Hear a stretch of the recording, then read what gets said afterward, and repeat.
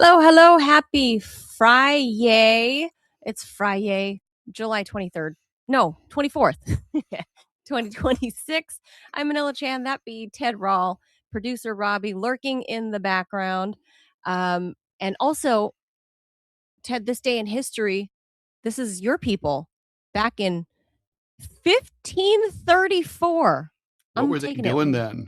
way back. Mhm. Your people back in 1534 on this day, explorer extraordinaire Jacques Cartier Mm. establishes the first province of New France on the Gaspé Peninsula, present day Quebec.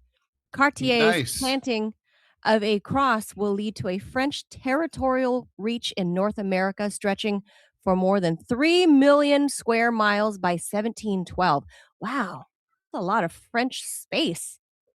I didn't realize it was that much. So that's this day in history. So Ted, go have I don't know. A No, croissant, you can a, a croissant or some pate. a Go to a quinamon. patisserie Mhm, and mhm. celebrate this Well, day. I mean, I don't need any occasion to do that. French pastries Alright, are awesome. that's an everyday thing. Hello, duh. Absolutely, that's true, No, I yeah. gotta say, French if I could have French pastries and it's a toss-up between Mexican and Italian food, I mean, I'd Mm. probably be a giant obese lady with heart problems, But but, happy. oh, I would be so happy. Mhm, Oh my worth it. god. Totally worth it. So happy. But yeah, that's this day in history. So yes, you were tuned into the TMI show, the Ted Manila Information Show. I'm Manila Chan. That's Ted Rawl.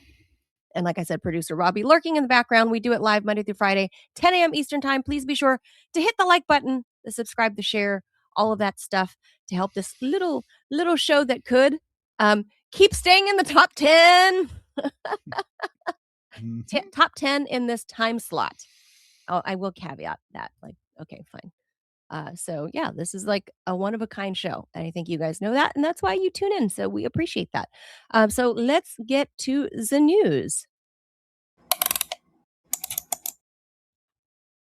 All right. So Ted, this one's I think today is dedicated to like the medical and science fields, Always industry. always always something we like to do here.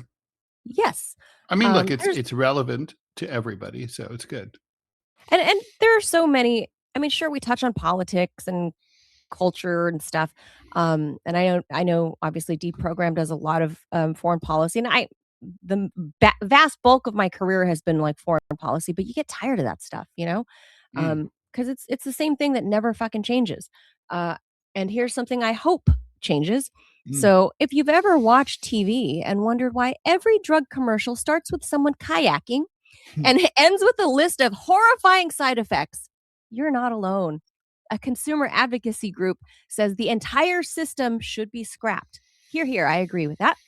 Public Citizen has petitioned the US FDA to ban direct to consumer advertising of prescription drugs, arguing the ads are designed to persuade, not educate.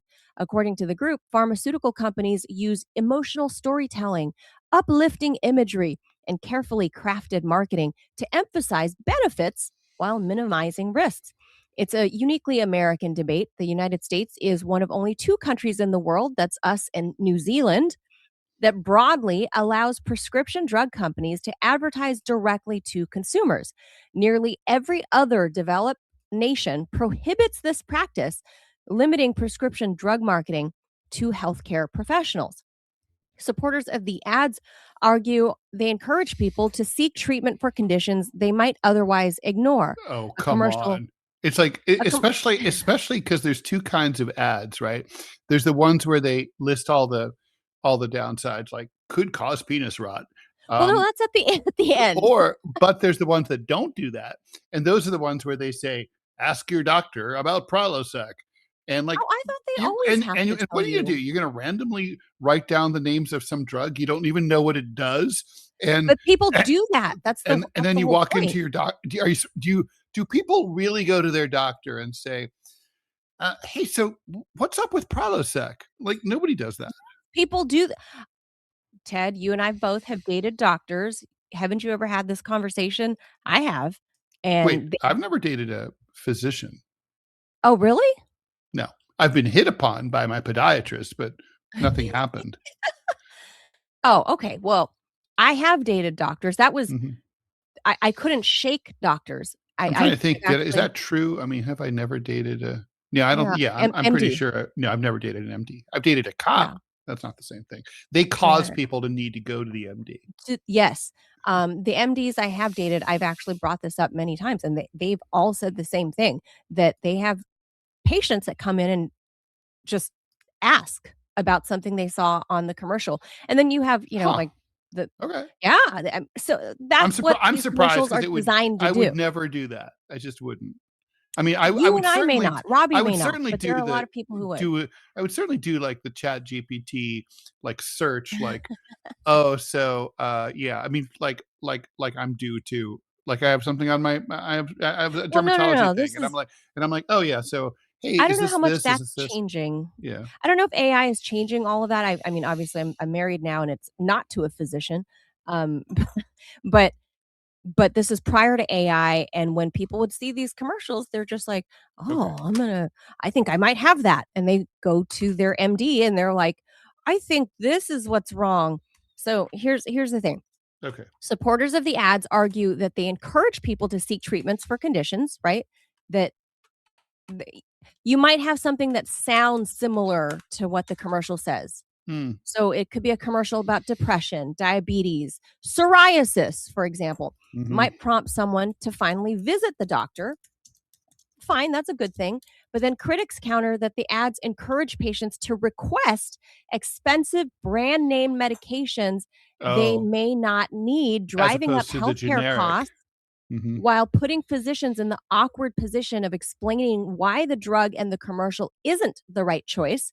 Studies have shown that patient requests can influence prescription decisions Well, from the that makes sense. prescriber, from the I mean, doctor. I when I go look, I often need the same antibiotic, and when I go in, I push hard for that same antibiotic. I'm like, "I Well, know it's different if you myself. already know it I'm in works. my 60s. I know. Just give me that." And usually the doctor does it.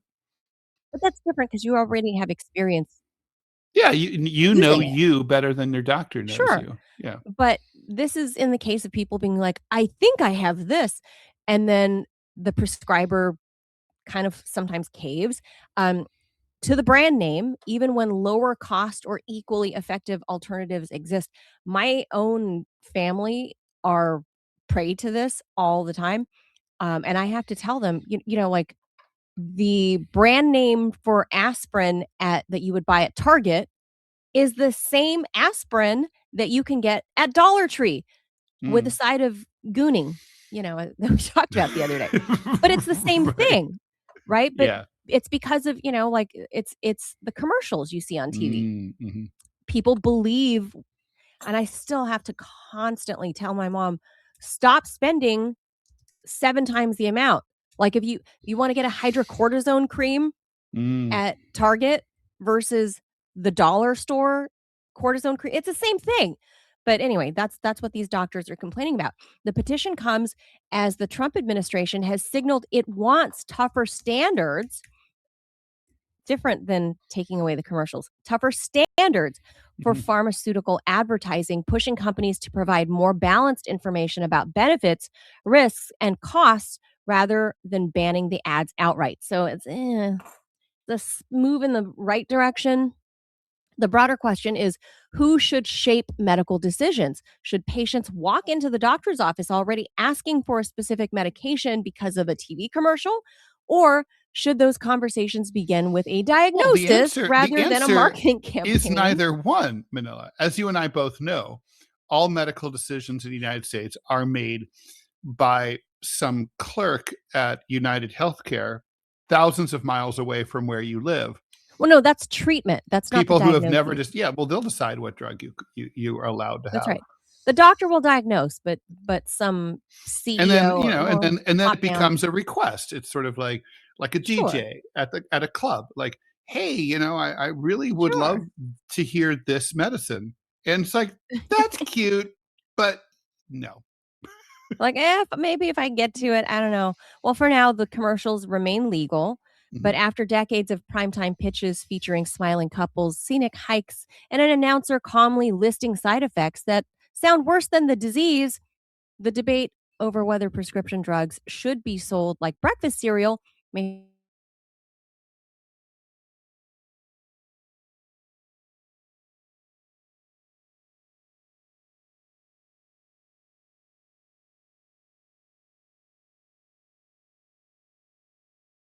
Ted.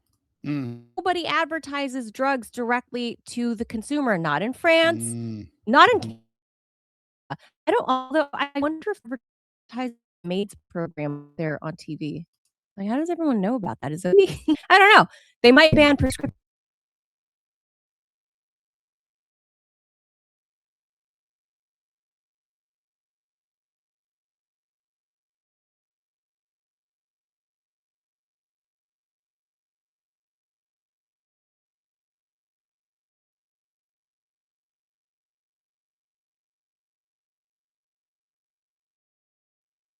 drugs, but they do ban commercials on government assisted, uh, you know, But that you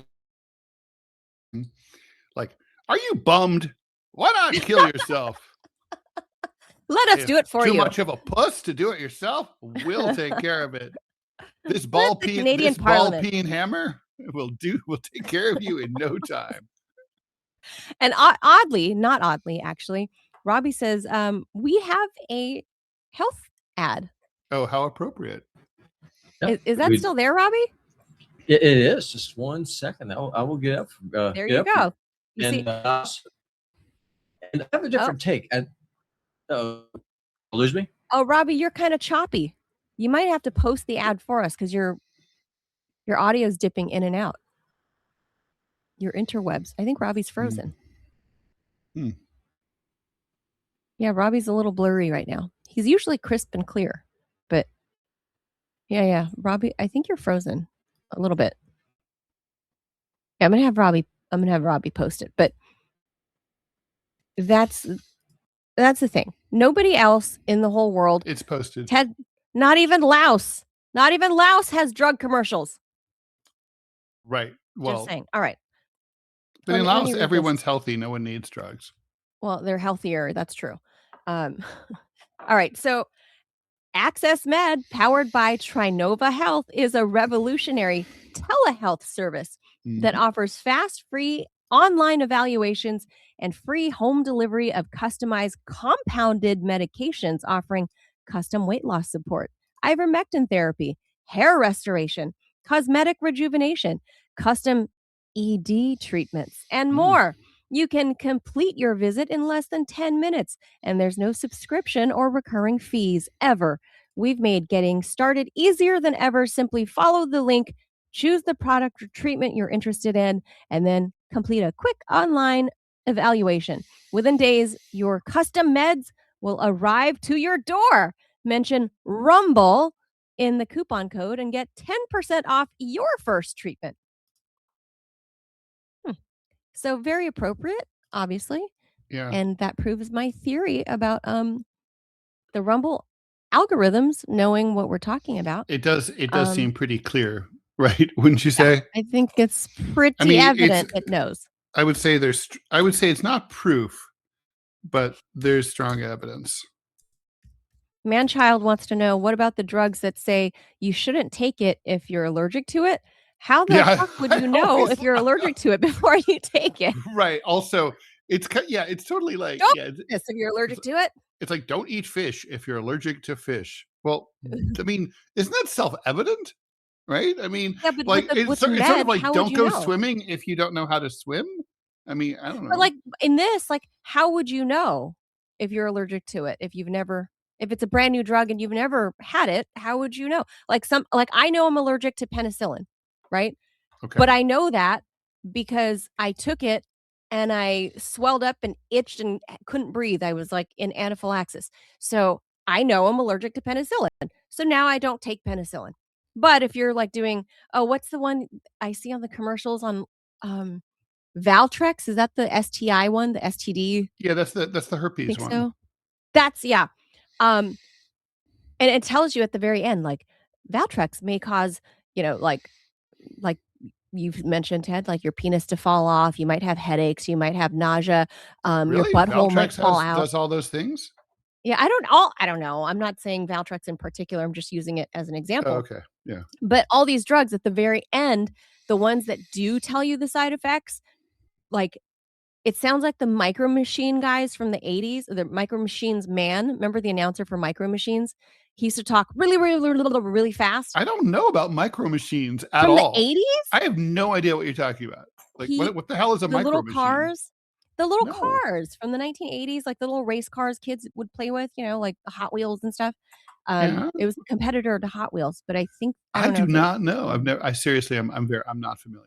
the announcer, the man that used to pitch them, used Mm. to speak a mile a minute, like just Really? so that's what they do for the drugs at the very end, like Oh, right. Yeah. and they May cause cram in epilepsy. Yeah. yeah, Tell your doctor like if you're having suicidal ideation. Blah, blah, blah, blah. right. Yeah. You might be taking this drug for They sound an like an itchy auctioneer. scalp.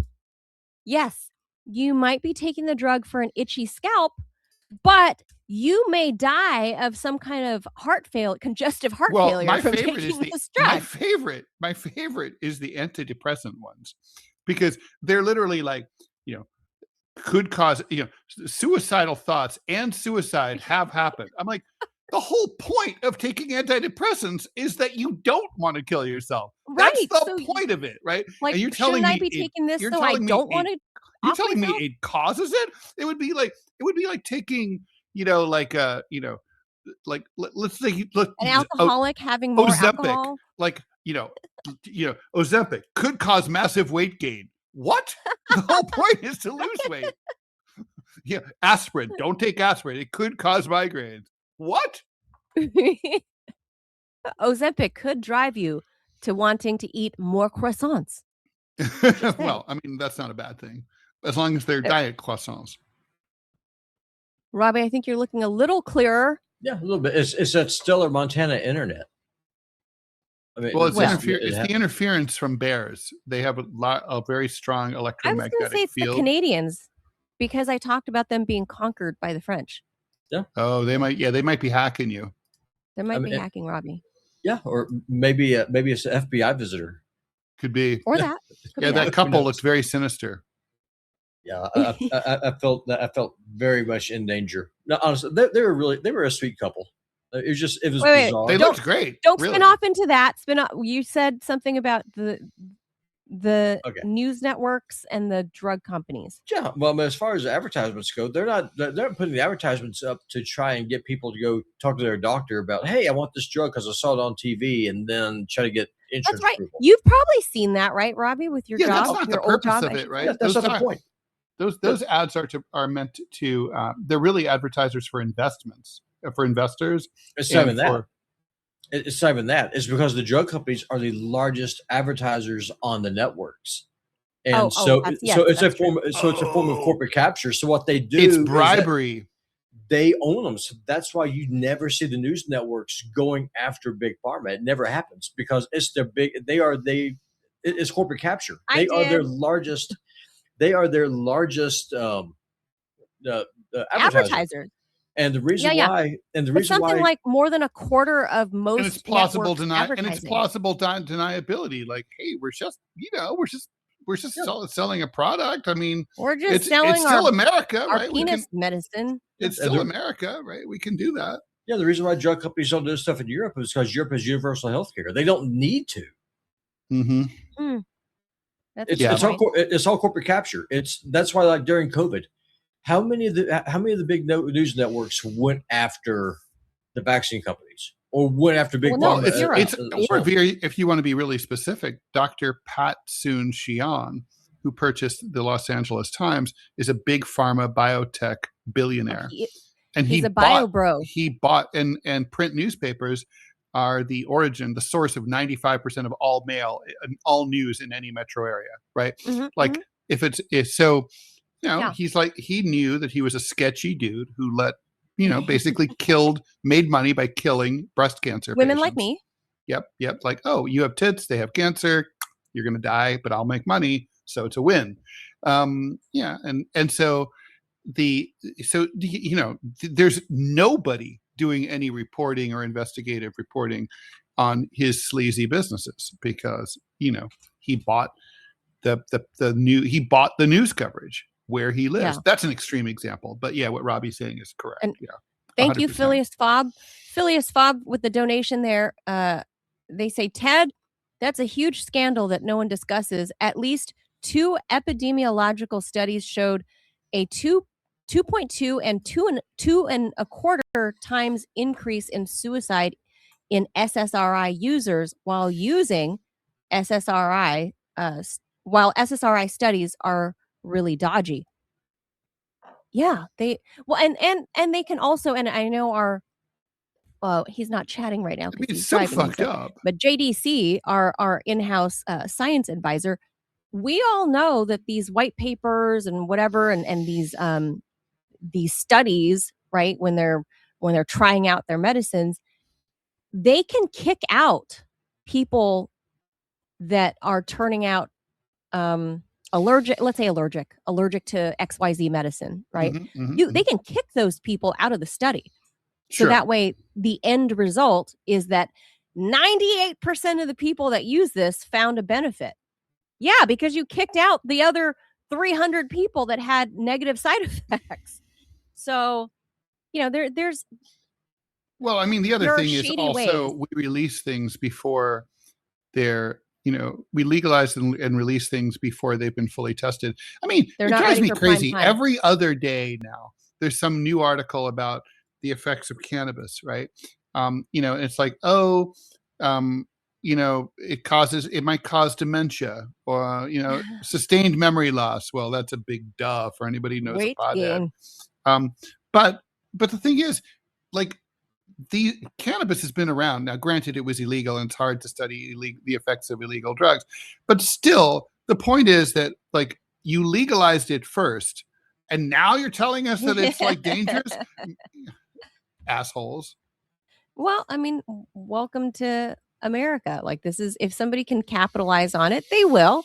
But I just don't understand that part, the weed stuff, that kind of surprises me because I don't think there is a big enough weed lobby on the Hill. There isn't like one singular big weed, right? They're not Bayer, they're not Monsanto. Like, how did this get pushed through? Like, that surprised me. Well, honestly, they resisted it for a long time in the same way that, like, the military resisted a volunteer army and getting rid of the draft, but in the same way that, like, the military loves it and would never go back to the draft because it worked, even though they were pushed into it. They love it now because there's no anti-war protests because nobody's kids being drafted, right? The other day I saw the pictures of the 3 young soldiers who were all killed in Jordan, and I was like, well, in my mind, I'm like, you fucking volunteered, I mean, and that's what everybody thinks. That's why there's no protests. But it's the same. But it's the same thing with the weed stuff, right? It's like sort of that. Yeah. Another thing that the pharma companies are doing, I've seen this firsthand, and I've partaken of this bribery. The drug reps will go to the hospitals and the clinics, and they will bring these huge lunch spreads and invite all the staff, the doctors. They wine and dine you. This is all good. They send them to conferences in really nice cities where they can get drunk and eat well and bone each other. Yeah. I mean, it happens. I've seen it. I have been there. Not the boning conferences. But this is why capitalism is evil. Under communism, the drugs would just be dispensed for free. The end. You wouldn't need to bribe anyone to. Before or after they starved you? No one's starving. And it's the whole point of communism is that nobody starves. That's the whole point is nobody starves. I laugh at you, Mao Zedong and Stalin. The Ukrainians or the Chinese, Ted, would disagree. First of all, a lot of those like mass famines, they were administrative fuck ups. Like, for example, the Irish potato famine. I know this has nothing to do with socialism or communism, but seriously, people think that like the Irish are convinced that the British tried to murder them. It's just not true. I mean, the potato blight had a bunch of causes, but and sure, the Brits didn't lose a lot of sleep about the Irish, but it wasn't on purpose. It wasn't genocidal. Similarly, I mean, Mao Zedong wasn't trying to cause mass starvation. It was like, it was administrative fuck ups. Doesn't make it any better, Ted. Wait. We got to stick to this topic so we can finish up and move on. So tell me, Ted, given that Italy, who is a major EU partner, right? Mm-hmm. And I've told this story before. I got really, really sick while in Rome. When in Rome. When in Rome, get sick. When in Rome, just come down with really horrible norovirus.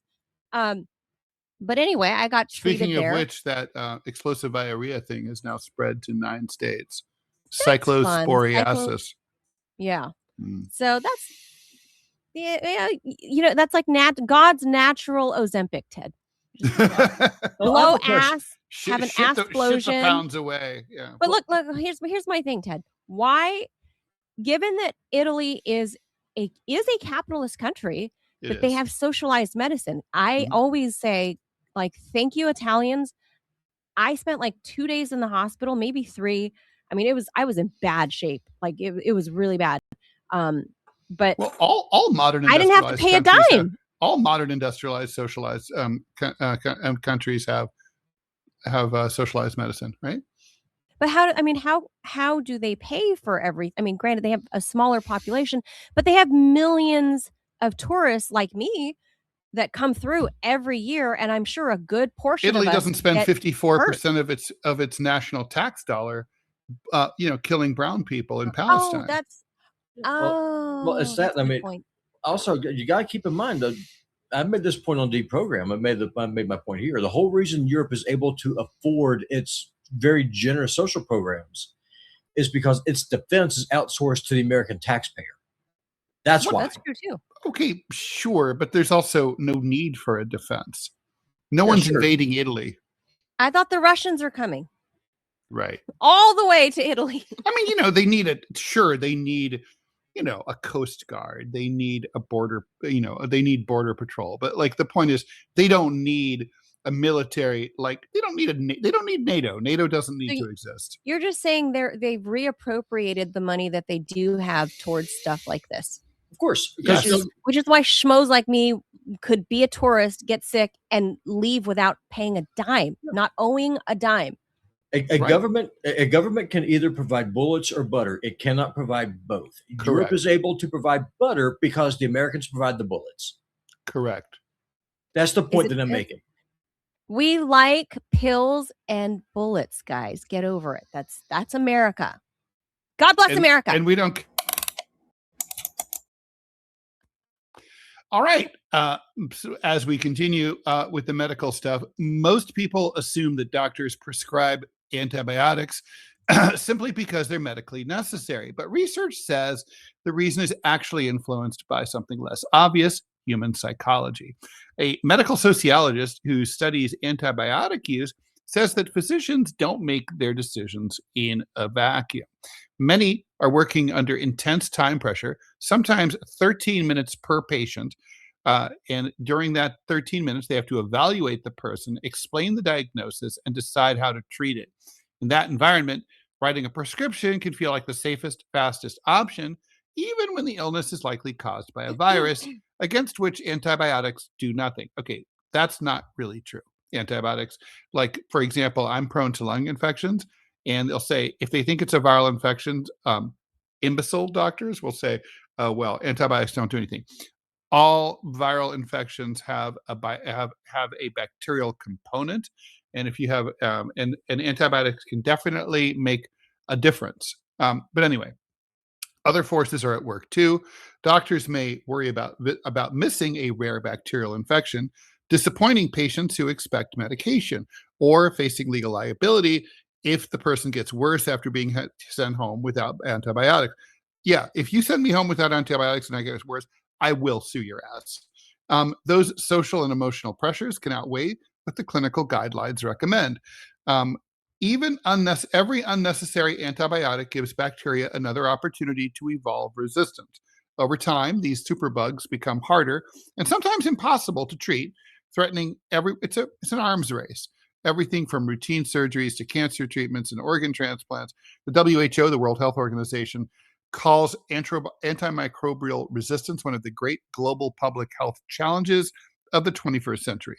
Researchers say the solution isn't simply telling doctors to prescribe fewer antibiotics. Well, they've tried that. It means redesigning the system, giving physicians better diagnostic tools, more time with patients, and incentives that reward careful prescribing instead of here's some amoxicillin. Japan has already begun experimenting with that approach, using policy to reduce unnecessary antibiotic use with encouraging early results. So this is surprisingly optimistic. Antibiotic resistance is a systems problem that could be fixed. Kind of cool. So what I understood in there was another trend from connected to the first story we covered. Yep. Was that the doctors, the prescribers, also cave to what their patients want, whether they're aware. Patients like me. And that oftentimes the antibiotics aren't going to work for that particular thing. But you know what? Look, remember when I had, in 2024, the worst health year of my life? Yeah, of course. Remember remember you guys, when I had the pneumonia and it became like double deep lung pneumonia? It got worse because they gave me the first prescribers. I went to an urgent care, the nearby urgent care, and they underprescribed me, like the antibiotic level. I remember you and I having a conversation about that at the time. And I was like, I'm not getting better. I'm starting to feel worse. And actually it got worse. Because doctors were, that happened to me when I got COVID I was at first time. Same thing. They didn't want to give me, they were like, it's viral. It's not, and like, I nearly died because of this little Pete Buttigieg looking little asshole at the CVS clinic in LA. Oh, so he looked like a Who from Dr. Seuss. That's what I think Pete Buttigieg looks like. But anyway, I ended up being fucking hospitalized. And then I had the pleurisy. Remember that? That was like that's good times. Yeah. That was fucking awful. But it was because the urgent care underprescribed. So I had to go to like a specialist. Yeah, urgent care often underprescribes. Yeah. Yeah, and then the specialist is who admitted me to he had admitting rights. He admitted me to the hospital and prescribed the right drugs to send me home with. And that's how I finally started clearing up. But I'd never had pneumonia before. I always thought it was an old person thing, like no, not at all. Yeah, people, I could see why people think that, but it's not true. And that if it kills anyone, it's definitely, somebody 85 plus, right? That's more likely, but yeah. Yeah, but you're starting to see now younger people like 65 I hate and under. to say this, people who vape.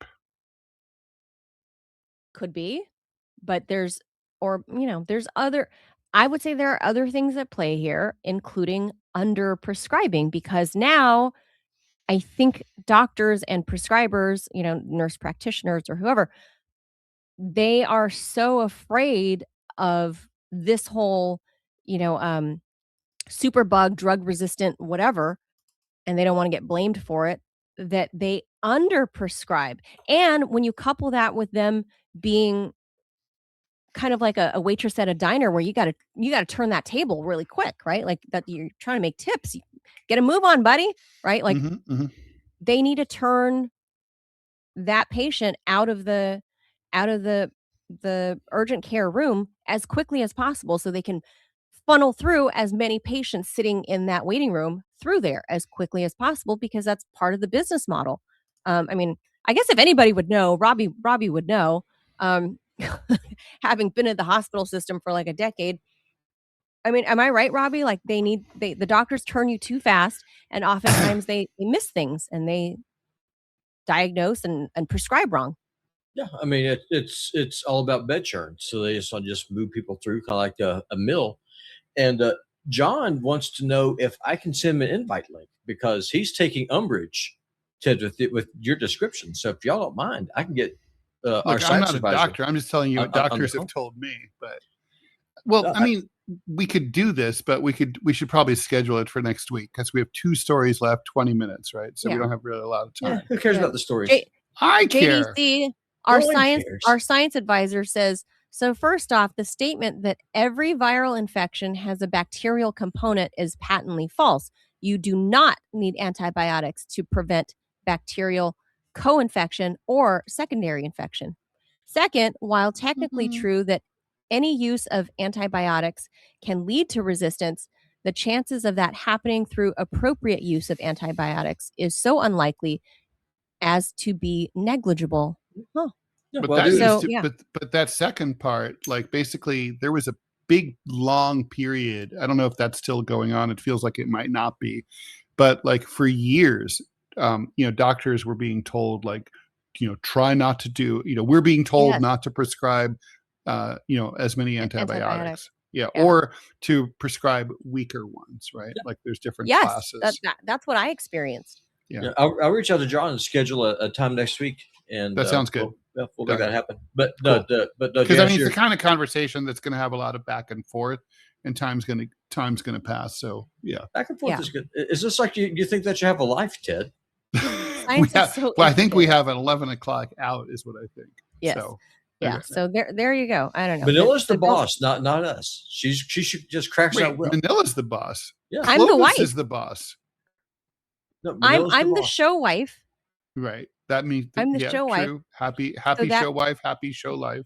That's right. So no, but you have the power of the jaws. I mean, you literally just shut Ted off mid-sentence, like 5 minutes. True. So a power that many people would have liked to have had.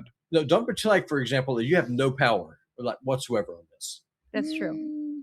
The jaws.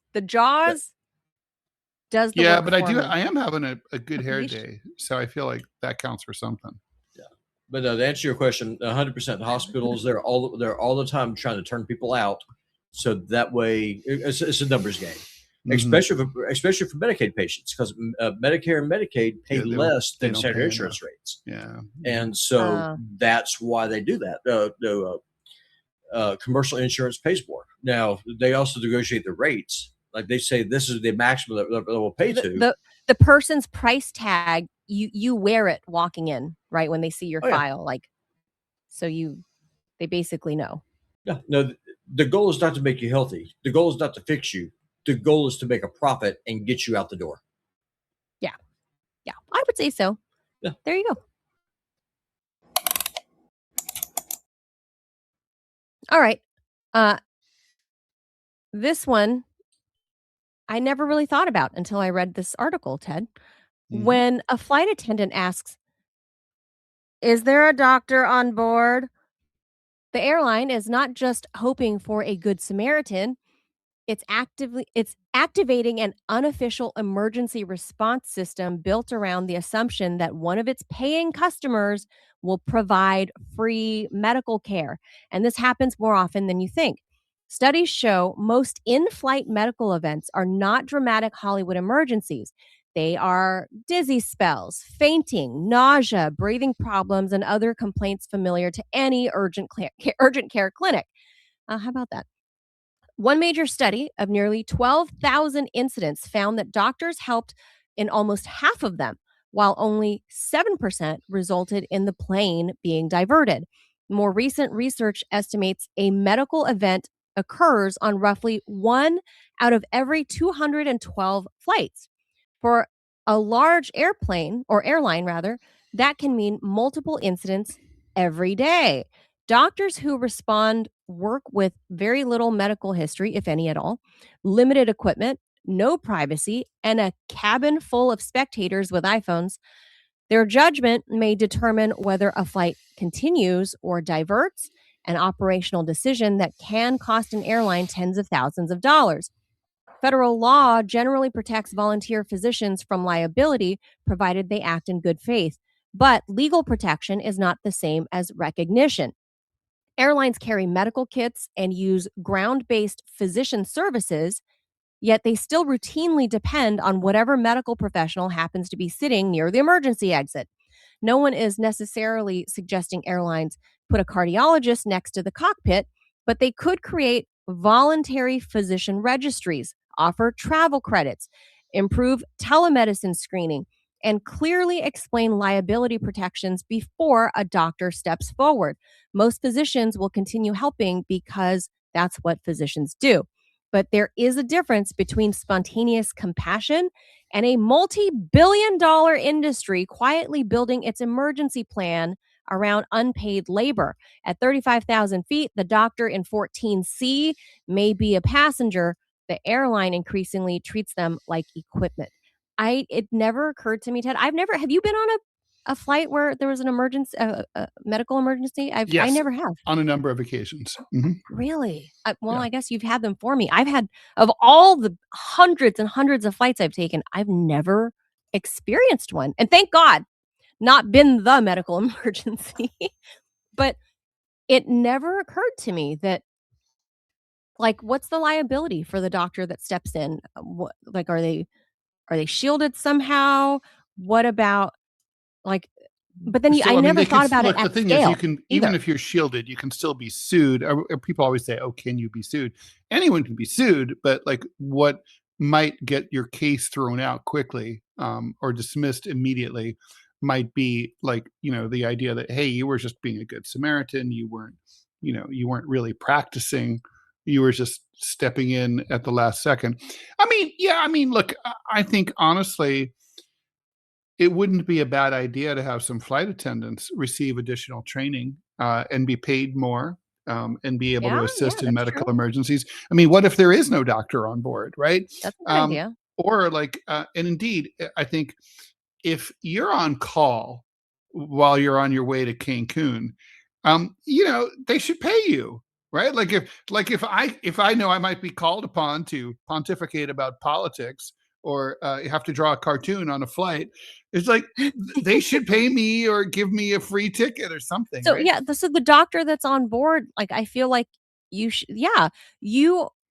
I never thought about this at scale, at how many medical emergencies midair that there are every day with the Sure, because millions. millions of people are flying. Yeah, It never dawned on me to count. I just know I've never seen one. I've seen them on TV, that it's happened, like people's cell phone video, but not I've never witnessed it, so it never really registered in my brain.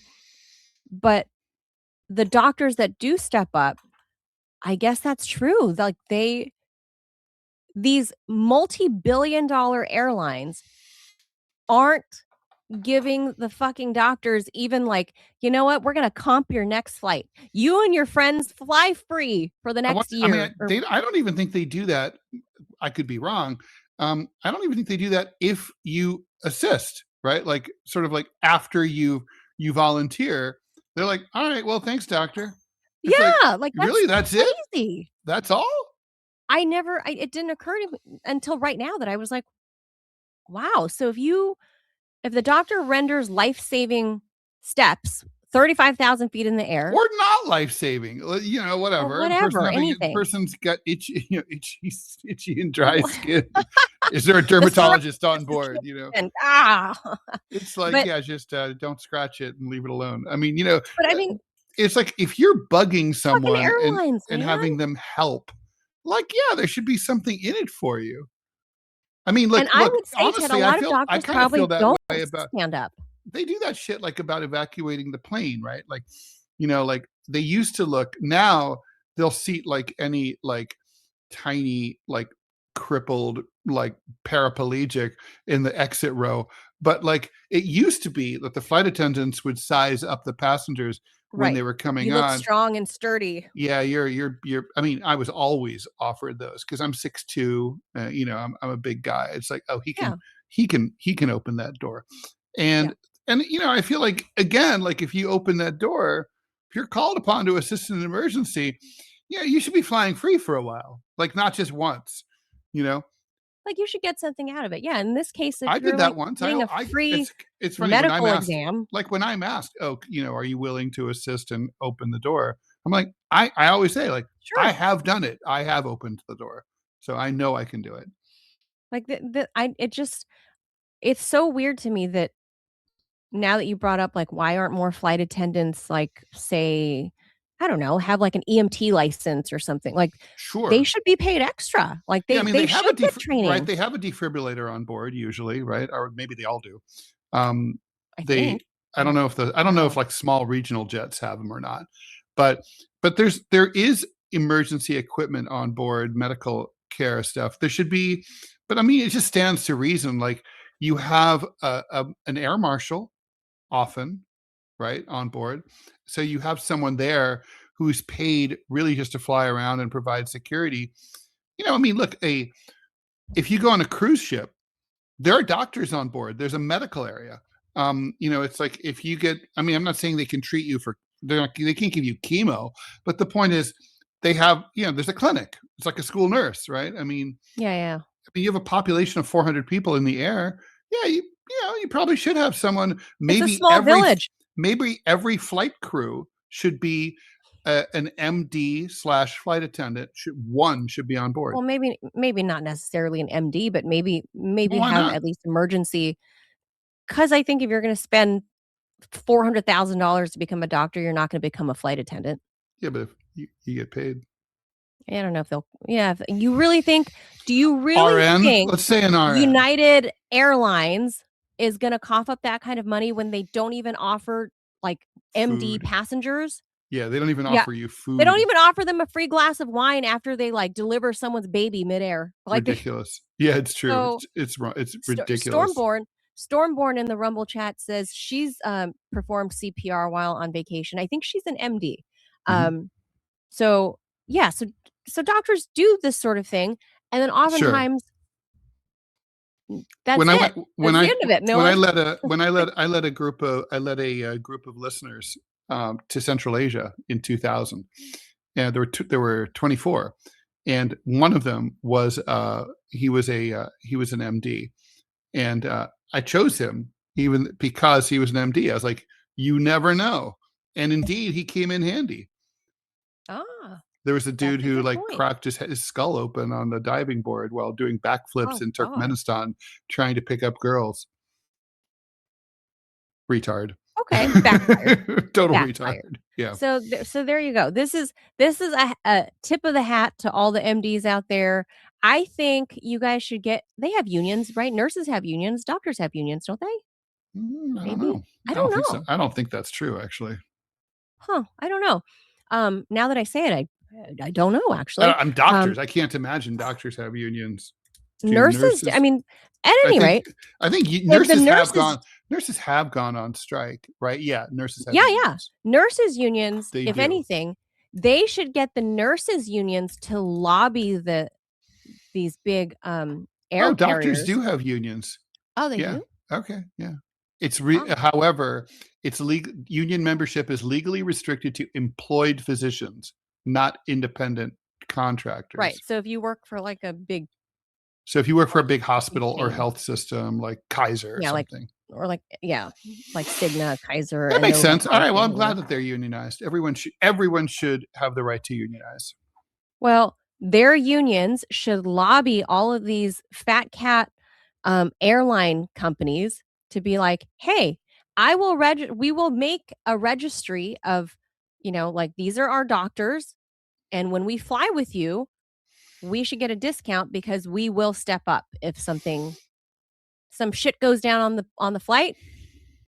We gotta keep going. Let's go. So-and-so's on the flight. We got to talk about monkeys. Oh, this is fun. Oh, monkeys.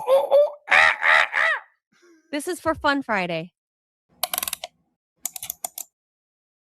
Florida has never met an invasive species it somehow didn't try to turn into a tourist attraction. Now it's monkeys. Mount Dora, northwest of Orlando, has issued an advisory after multiple sightings of wild rhesus macaques warning residents not to approach or feed them.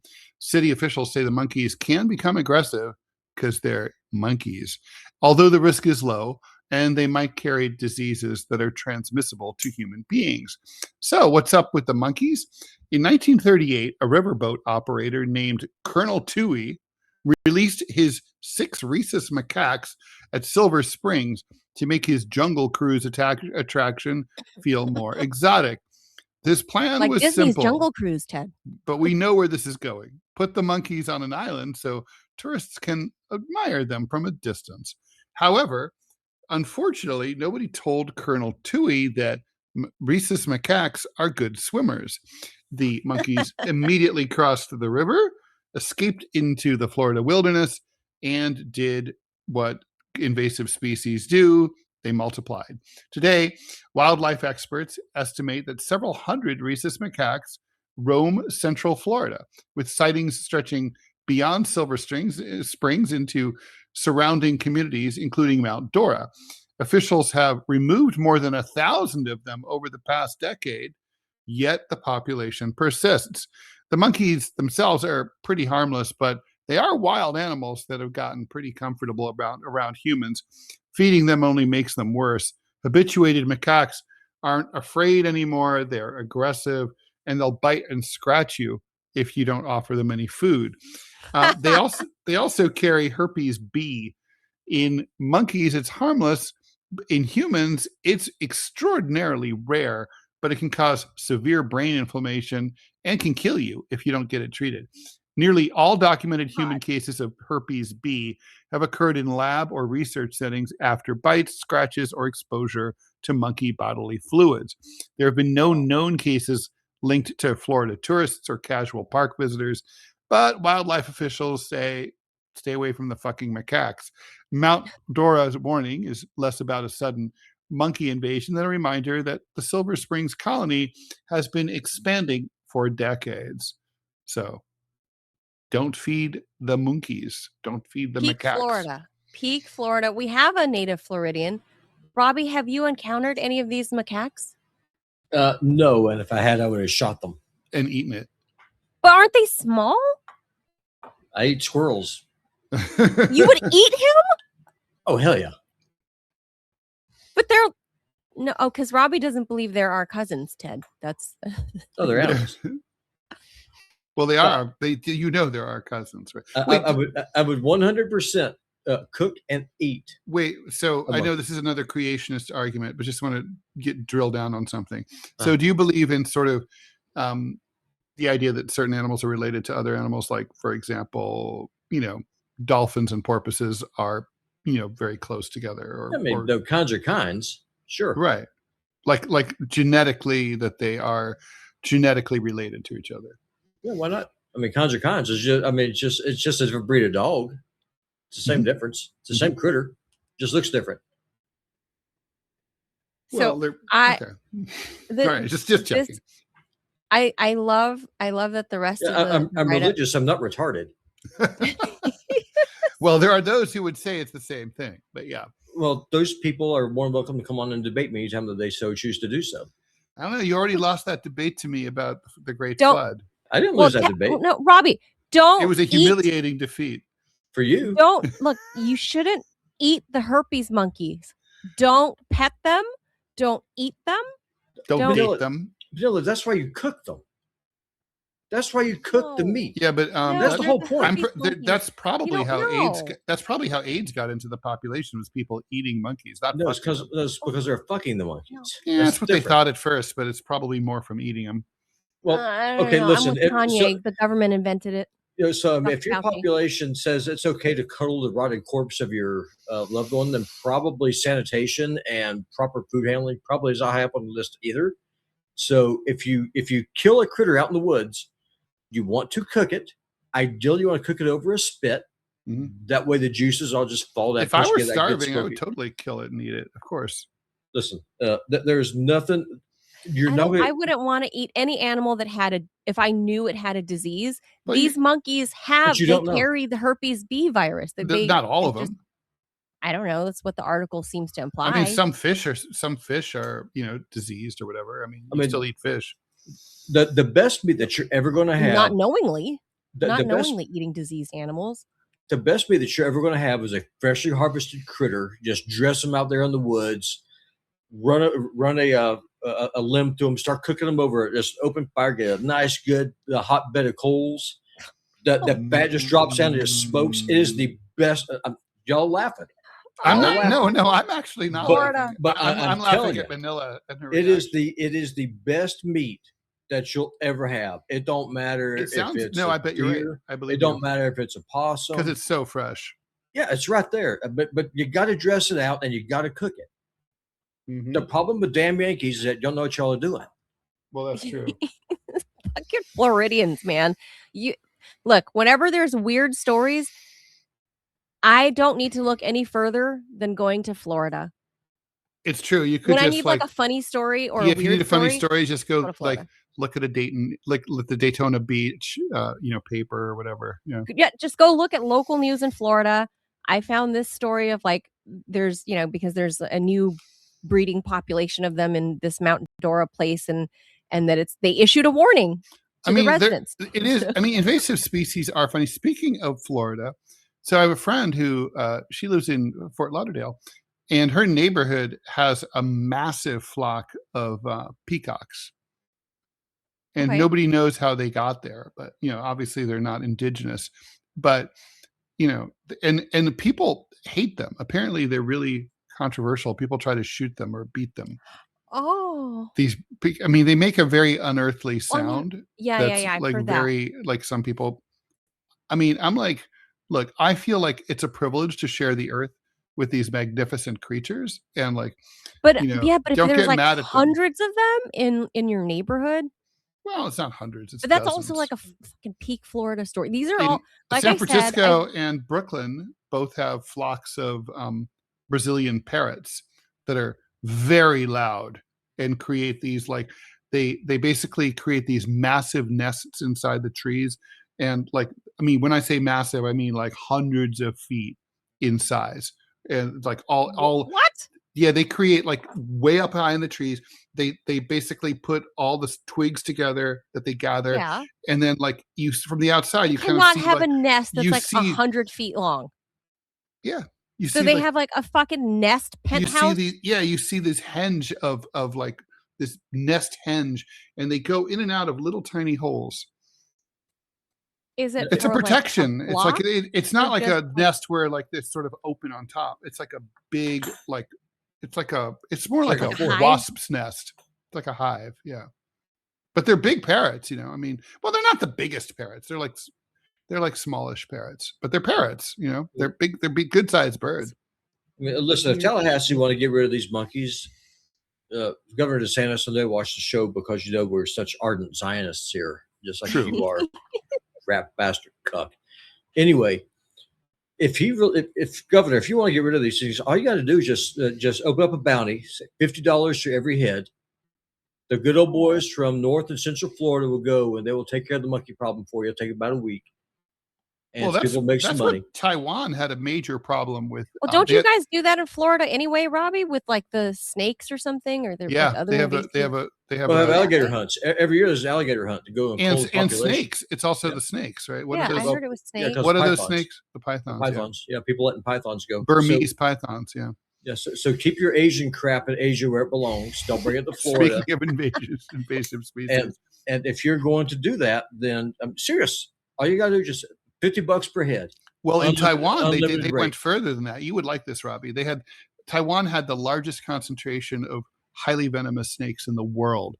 And Taiwan. And so the Taiwanese government, recognizing the fact that Taiwanese people will eat anything, they were like, hey, these are good eats. You should try eating them. They had a public relations campaign. They're almost extinct now. People just took them up and just ate them. Good. Steak's a good meal. No, not for me. Not like for me. Sausage. Yep. Still not for on me. Naked either. And Afraid, one of my favorite reality shows, they often have, when they catch a snake, you're like, oh yeah, snake. It's obviously easy to prepare, right? You need hardly anything, and you just fry it up. Yeah, on a no, campfire. still not for me. I've not eaten any reptile. My former father-in-law, he found a rattlesnake on his by his pool, and he was like, oh, I know what to do. He chopped off the head and then fried it up and ate it. Yeah. All right. So and he lived in California, not Florida. Sacramento. Yeah. Mm-hmm. I've ate steak. Lots of steaks. Well, you're a Floridian. You're a native I Floridian. was biking a couple of weeks ago and came across a giant rattler. Oh yeah, Ted showed us a picture. Yeah, 4 feet long. Fat too. Big. He was fat. A baby. He was a baby. There be your fun Friday He needed stories. Ozempic. He was not a slim snake. If you guys need weird stories, look up Florida. I'm telling you, as like a veteran journalist, whenever I needed to find a weird story, I just would turn to local news in Florida. Mm-hmm. Just drill down into Florida, and you're going to find the weirdest stories in America, all in Florida. Love it. Like it's Florida. It's right. its own place. And all right. Happy Friday, everybody. Enjoy your weekend. I hope the smoke has cleared, Ted. I think it's clear for us down here. I don't know. You're further north. I don't know if Robbie's. It's sort of it's okay right now. Yeah. Mm-hmm. But the Canadians, their invasive smoke has cleared from down here. And you notice that Trump imposed tariffs because of the Canadian fire terrorism. I know. He said, you guys don't do your gardening, and you're not. So therefore we're coming for your ass. Ridiculous. So, Ted, I think that's something you can get behind. I think you should write to President Trump and thank him. Maybe. All right. Have a good weekend, everybody. Adios, amigos. All right. Good weekend. Bye.